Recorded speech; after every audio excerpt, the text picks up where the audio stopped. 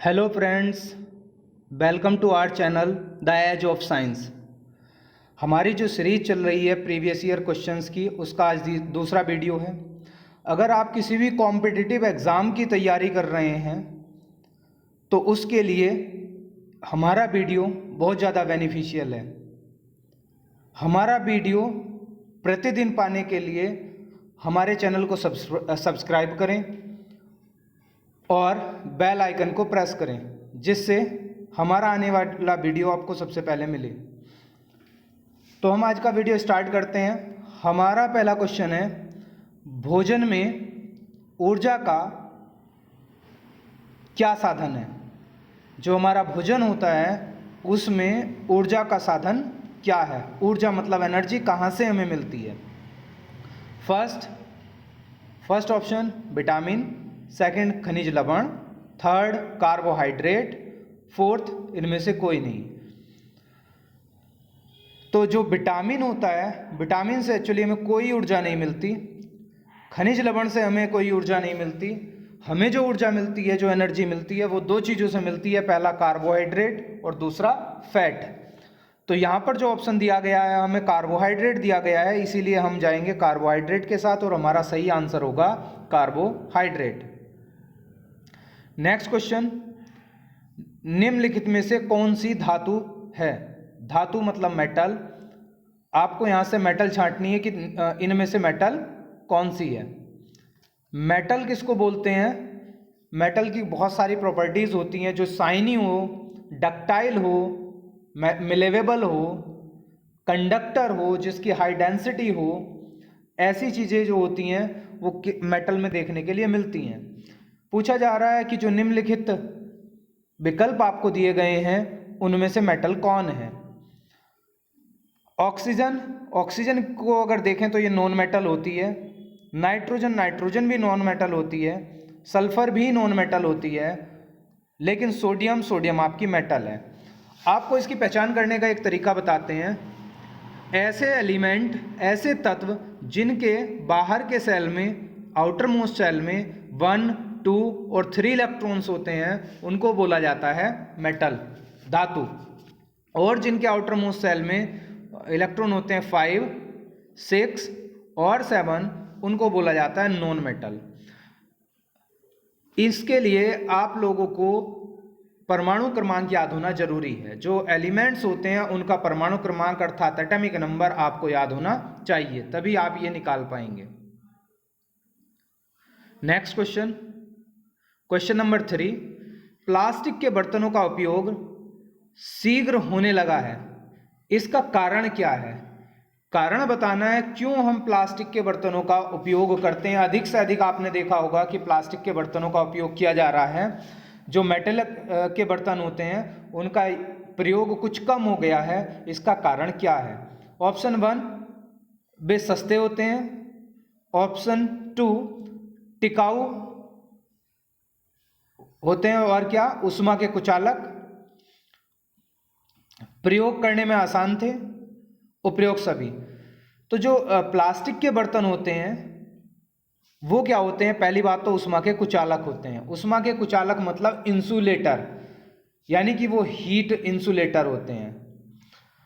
टिकाऊ भी होते हैं और आपको बताएं यहाँ से कि सस्ते भी होते हैं और उनका प्रयोग करना भी आसान होता है। तो यहाँ से ऑप्शन जो जाएगा आपका डी के साथ जाएगा, उपरोक्त सभी। नेक्स्ट क्वेश्चन, वह कौन सी गैस है जो कोयले की खान में विस्फोट उत्पन्न करती है। कोयले की खान में अक्सर विस्फोट हो जाता है, वो कौन सी गैस है जो ऐसा करती है।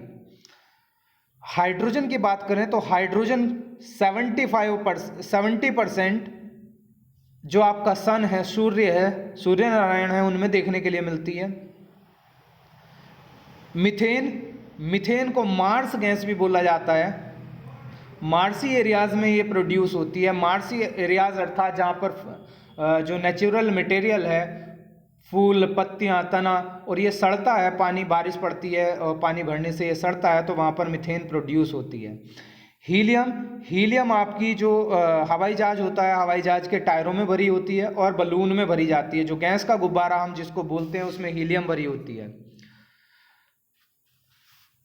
यहाँ से जो आंसर जाएगा आपका मीथेन के साथ जाएगा, जिसका फॉर्मूला होता है CH4। अगर इसके एंगल की बात करें कि मीथेन में कितना एंगल होता है, तो यहाँ पर होता है 109 डिग्री 28 मिनट, 109 डिग्री 28 मिनट या 109 डिग्री 109.5 डिग्री एंगल होता है मीथेन का। अगर इसकी स्ट्रक्चर आपसे पूछ लिया जाए, ज्योमेट्री आपसे पूछ ली जाए कि मीथेन की ज्यामिति क्या होती है, तो मीथेन की ज्यामिति होती है टेट्राहेड्रल। नेक्स्ट एक ऑप्शन रह गया, एक्स्ट्रा फैक्ट के साथ ये भी बताते हैं कि कार्बन मोनोऑक्साइड कहाँ से प्रोड्यूस होती है। एक्चुअली कार्बन मोनोऑक्साइड एक जहरीली गैस है। ये लकड़ी के जलने, पेट्रोल के जलने, गैस के जलने, डीजल के जलने और कैरोसिन के जलने से प्रोड्यूस होती है। यानी कि जो हमारे वाहन हैं, वाहनों से इस गैस का प्रोडक्शन होता है। ये हमारे वातावरण में पॉल्यूशन का काम करती है, पोल्यूटेंट का काम करती है। नेक्स्ट क्वेश्चन,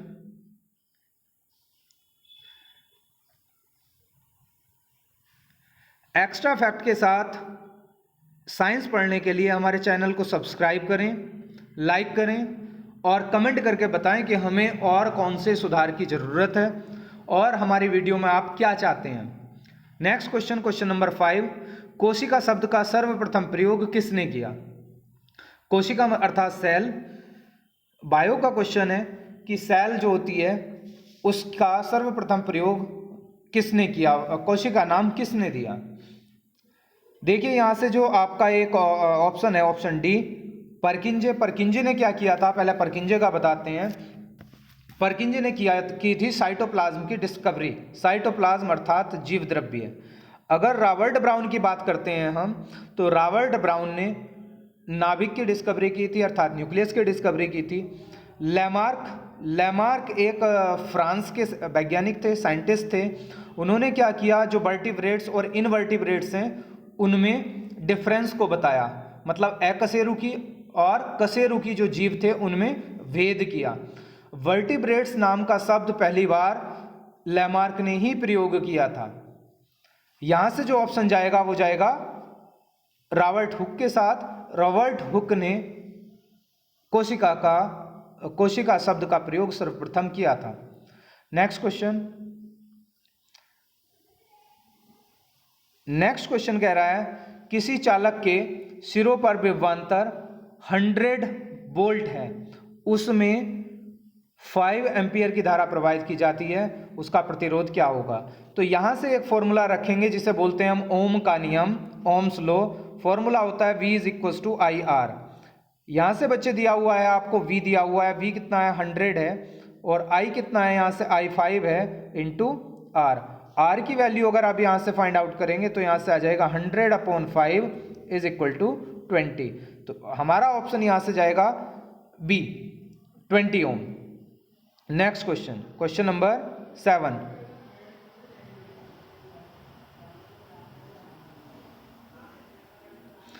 क्वेश्चन नंबर 7, विद्युत बल्ब में फिलामेंट होता है। जो विद्युत बल्ब होता है उसमें कौन सा फिलामेंट होता है? नाइक्रोम का, लोहे का, टंगस्टन का, कॉन्स्टेंटन का।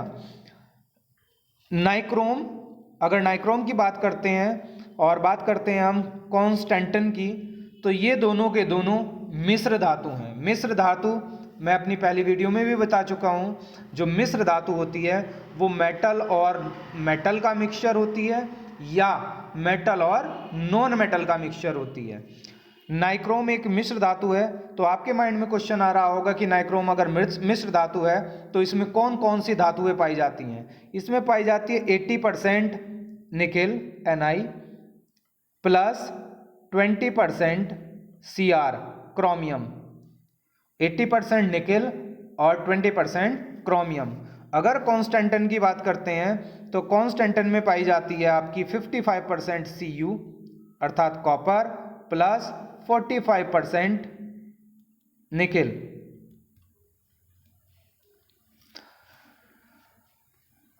इसमें जो ऑप्शन जाएगा वो जाएगा टंगस्टन के साथ। टंगस्टन इसका करेक्ट आंसर है। टंगस्टन का सिंबल होता है W और इसका परमाणु क्रमांक होता है 74। नेक्स्ट क्वेश्चन, विद्युत बल्ब की वायु को पूर्णतः निकाल दिया जाता है, निर्वात रखा जाता है, जिससे मतलब क्या हो सके, बल्ब में क्या हो सकता है या क्या नहीं हो सकता है ये आपको बताना है। यहाँ से टंगस्टन तंतु का ऑक्सीकरण ना हो पाए, बल्ब ना टूटे, अवशोषण के कारण प्रकाश की हानि ना हो पाए, उपरोक्त में से कोई नहीं। अर्थात वहां पर निर्वात इसलिए रखा जाता है जिससे जो टंगस्टन धातु है, जो मैंने अभी ऊपर के क्वेश्चन में बताया, जिसका सिंबल W होता है, 74 एटॉमिक नंबर होता है, इसका ऑक्सीकरण ना हो पाए। इसके ऑक्सीकरण को रोकने के लिए वहां पर रखा जाता है निर्वात। क्वेश्चन नंबर 9, डायनमो उत्पन्न करता है। जो डायनमो होता है वो क्या उत्पन्न करता है? फर्स्ट ऑप्शन विद्युत वाहक बल, सेकंड ऑप्शन चुंबकीय क्षेत्र, थर्ड ऑप्शन आवेश एंड लास्ट ऑप्शन इलेक्ट्रॉन। तो यहां फर्स्ट ऑप्शन है आपका विद्युत वाहक बल। विद्युत वाहक बल को इलेक्ट्रोमोटिव फोर्स भी बोला जाता है, EMF भी बोला जाता है। EMF क्या होता है? EMF अर्थात विद्युत वाहक बल वह कारक है जो विद्युत धारा को परिपथ में प्रवाहित करता है, जो विद्युत धारा को परिपथ में प्रवाहित करता है। ऐसे कारक को हम क्या बोलते हैं? EMF बोलते हैं, अर्थात विद्युत वाहक बल बोलते हैं। इसका जो मात्रक होता है इसका मात्रक होता है वोल्ट। विद्युत वाहक बल का मात्रक होता है वोल्ट। दूसरे ऑप्शन की बात करते हैं चुंबकीय क्षेत्र। चुंबकीय क्षेत्र क्या होता है? अगर आपसे पूछ लिया जाए चुंबकीय क्षेत्र क्या होता है, तो किसी चुंबक के चारों ओर का वह क्षेत्र जिसमें कोई चुंबकीय सुई एक बल का अनुभव करती है। मतलब कोई चुंबकीय सुई अगर चुंबकीय क्षेत्र में रख दें तो वो काहे का अनुभव करेगी? किसी बल का अनुभव करेगी। उसे क्या बोला जाता है? चुंबकीय क्षेत्र बोला जाता है। अर्थात चुंबक के चारों ओर का वह क्षेत्र जहां कोई रखी हुई सुई बल का अनुभव करती है उसको चुंबकीय क्षेत्र बोलते हैं। यहां पर जो ऑप्शन जाएगा आपका वो जाएगा ए के साथ, अर्थात डायनामो विद्युत वाहक बल उत्पन्न करता है। क्वेश्चन नंबर 10, निम्नलिखित में से कौन सा पदार्थ प्रतिचुंबकीय है? प्रतिचुंबकीय अर्थात पैरामैग्नेटिक। निम्नलिखित में से कौन सा पदार्थ पैरामैग्नेटिक है?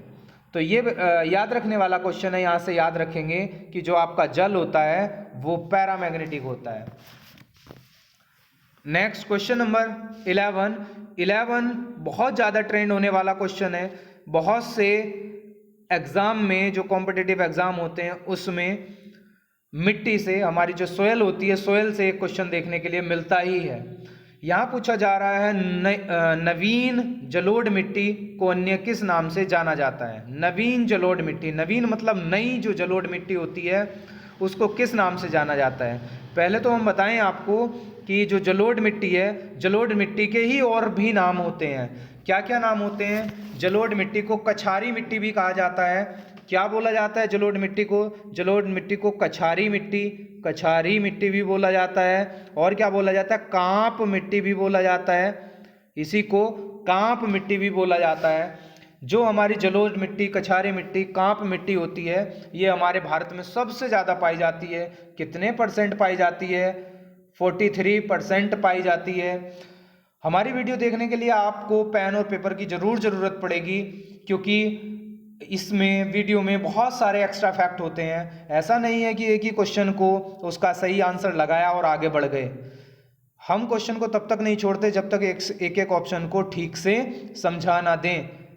जब तक क्वेश्चन ये ना बोल दे कि मुझे छोड़ दो, आगे चलो, तब तक हम अपने क्वेश्चन को नहीं छोड़ते हैं।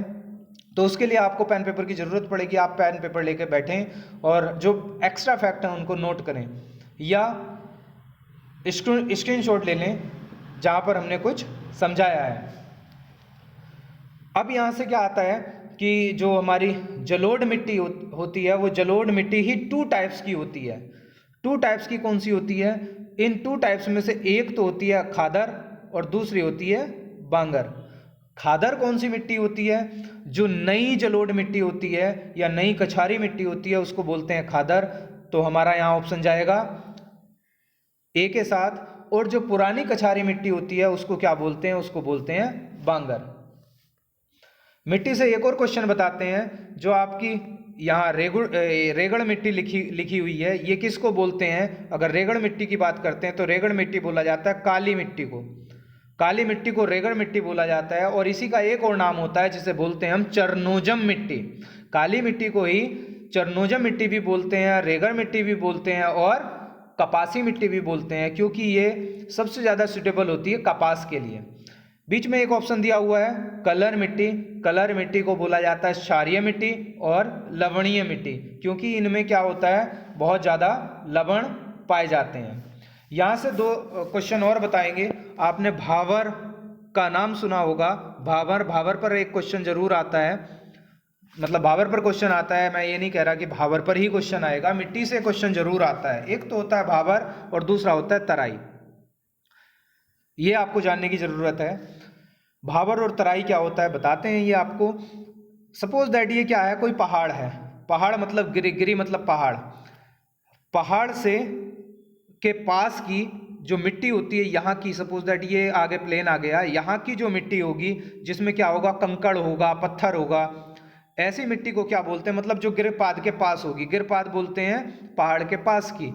गिरी मतलब पहाड़, पाद मतलब उसके पैर, यानी कि जहाँ पर वो जमा हुआ है उसके पास की जो मिट्टी होगी वो कंकरीली मिट्टी होती है, पथरीली मिट्टी होती है, उसको बोला जाता है भावर।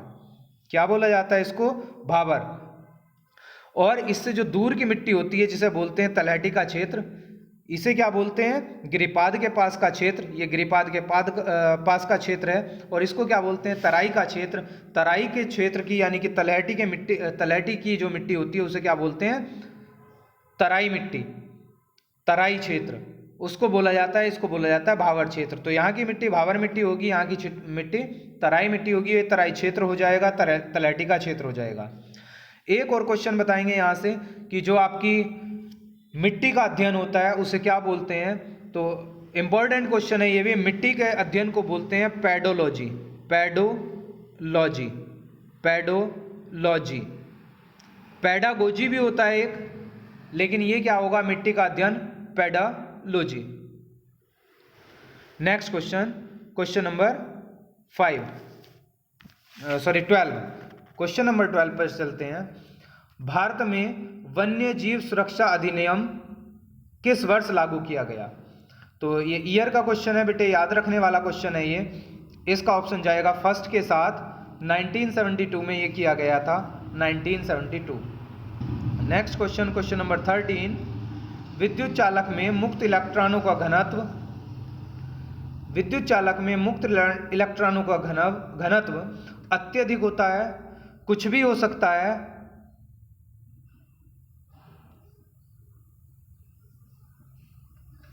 अत्यल्प होता है, शून्य होता है। इनमें से छांटना है कि कौन सा होता है। तो विद्युत चालक में मुक्त इलेक्ट्रॉनों का घनत्व होता है अधिक, अत्यधिक, अत्यधिक होता है। ऑप्शन ए के साथ जाएगा। Next question, question number 14। आज की वीडियो में विद्युत धारा से क्वेश्चन ज़्यादा हैं। विद्युत धारा का मात्रक होता है, विद्युत धारा का मात्रक क्या होता है ये आपको बताना है। विद्युत धारा का मात्रक, विद्युत धारा, वोल्ट किसका होता है? अभी बताया था आपको। किसका होता है वोल्ट? वोल्ट होता है ईएमएफ का। ईएमएफ मतलब इलेक्ट्रोमोटिव फोर्स, विद्युत वाहक बल। सेकंड की बात करते हैं तो सेकंड टाइम का होता है। और एम्पियर की अगर हम बात करते हैं यहां से, तो एम्पियर होता है विद्युत धारा का। ऑप्शन सी सही होगा। Next question, question number 15। निम्नलिखित में से कौन सा मात्रक वैज्ञानिक के नाम पर नहीं है? तो इजी क्वेश्चन है, बता सकते हैं आप। कौन सा मात्रक वैज्ञानिक के नाम पर नहीं है? एम्पियर, एम्पियर वैज्ञानिक का नाम, जूल वैज्ञानिक का नाम, ओम वैज्ञानिक का नाम, कैलोरी यहां से ऑप्शन सही होगा जो वैज्ञानिक का नाम नहीं है। Question number 16। केंचुए अपने शरीर के किस अंग द्वारा सांस लेते हैं? केंचुए अपने शरीर के कौन से अंग से सांस लेते हैं? त्वचा से, गिल द्वारा, सूक्ष्म रंध्र द्वारा, फेफड़ों द्वारा। तो 16 का आंसर जाएगा ए, त्वचा द्वारा, मतलब स्किन द्वारा, त्वचा द्वारा। नेक्स्ट क्वेश्चन, क्वेश्चन नंबर 17, पौधों को क्या कहा जाता है? पौधों को क्या कहा जाता है? स्वपोषी, विषमपोषी, स्वपोषी व विषमपोषी, इनमें से कोई नहीं। स्वपोषी किसको बोलते हैं? जो अपना भोजन स्वयं बनाते हैं। विषमपोषी किसको बोलते हैं? विषमपोषी को परपोषी भी बोला जाता है, जो अपना भोजन स्वयं नहीं बनाते और अपने भोजन के लिए दूसरों पर निर्भर रहते हैं। तो जो हमारे पौधे होते हैं वे स्वपोषी होते हैं, अर्थात वे अपना भोजन स्वयं बनाते हैं। यहां हम जाएंगे ऑप्शन ए के साथ, जो कि बिल्कुल करेक्ट है। क्वेश्चन नंबर 18, निम्नलिखित में से कौन सा राष्ट्रीय उद्यान उत्तर प्रदेश राज्य में स्थित है?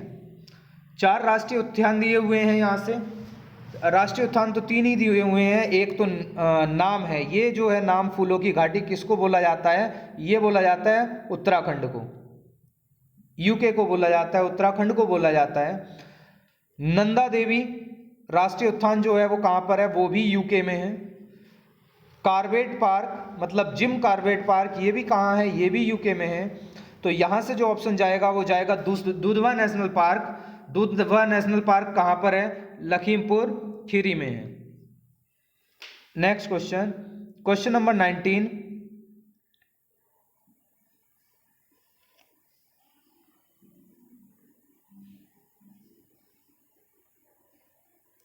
दूध खट्टा क्यों हो जाता है? क्या कारण है जिसके कारण क्या कारण है जिस वजह से दूध खट्टा हो जाता है? क्योंकि गर्मी के कारण कुछ जीवाणु उत्पन्न हो जाते हैं, दूध एसिटेट बन जाता है, दूध में स्थित सूक्ष्म तत्व लैक्टोज को लैक्टिक अम्ल में बदल देते हैं। तो ये आपने सुना ही होगा कि दूध खट्टा किसकी वजह से होता है? लैक्टिक एसिड की वजह से। दूध में एक शुगर होती है जिसका नाम होता है लैक्टोज।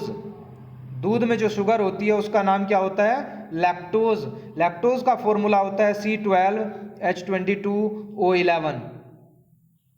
और ये किस में कन्वर्ट हो जाता है? ये कन्वर्ट हो जाता है लैक्टिक एसिड में। लैक्टिक एसिड का फॉर्मूला होता है CH3 single bond CH OH and COOH। ये फॉर्मूला किसका होता है? ये होता है लैक्टिक एसिड का। IUPAC नेम, मतलब इसका केमिकल नेम होगा 2 हाइड्रोक्सी प्रोपेनोइक एसिड। तो इसका ऑप्शन जाएगा सी के साथ। आज की वीडियो का लास्ट क्वेश्चन, कृत्रिम वर्षा करने के लिए बादलों पर निम्नलिखित में से कौन सा यौगिक छिड़का जाता है? जो कृत्रिम वर्षा आर्टिफिशियल रेन की जाती है उसमें से के लिए बादलों पर एक कंपाउंड छिड़का जाता है, एक यौगिक छिड़का जाता है, जो है हमारा सिल्वर आयोडाइड। Silver iodide. अगर कभी पूछ लिया जाए कि फोटोग्राफी में कौन सा कंपाउंड यूज किया जाता है, तो फोटोग्राफी के लिए याद रखिएगा AgBr यूज किया जाता है, और कृत्रिम वर्षा के लिए जो छिड़काव किया जाता है वो AgI का किया जाता है। और एक और चीज़, जो चुनाव होता है, चुनाव में नाखून पर एक स्याही लगाई जाती है, उसमें कौन सा कंपाउंड होता है? तो ध्यान रखना वहाँ पर होता है AgNO3। कौन सा कंपाउंड होता है? AgNO3। नेम होता है सिल्वर नाइट्रेट। तो आज की वीडियो यहीं ख़त्म होती है। अगर आपको वीडियो पसंद आया तो हमारे चैनल को सब्सक्राइब करें, लाइक करें, कमेंट करें और अपने बेल आइकन को प्रेस करें, जिससे आने वाला वीडियो आपको टाइम से मिल जाए और आप अपनी अच्छी स्टडी कर पाएँ। नमस्कार, थैंक यू, धन्यवाद, जय हिंद, जय भारत।